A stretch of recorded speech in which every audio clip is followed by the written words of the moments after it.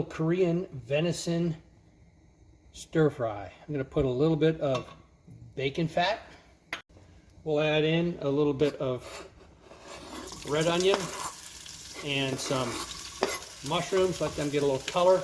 That is some sous vide venison tenderloin. We're letting that sit just a little bit, get some brown. Get a brown on the mushrooms, that gives some great flavor. Venison's already cooked, all we're doing is heating it through. All right, that's enough. We're gonna add in the venison.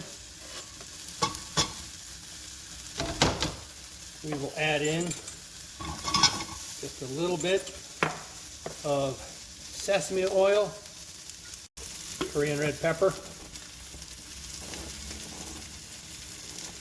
tablespoon or teaspoon, a little bit of onions, green onions, some tikka and soy sauce, and right at the end, clove of garlic so it doesn't burn.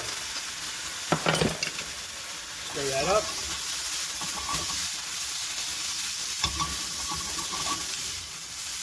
Tiny bit of crunchy garlic chili oil. Venison and mushrooms, Korean style. If you enjoyed this, I'd sure appreciate a thumbs up and a like. And if you like this kind of content, consider subscribing to the channel. We'll see you on the next one.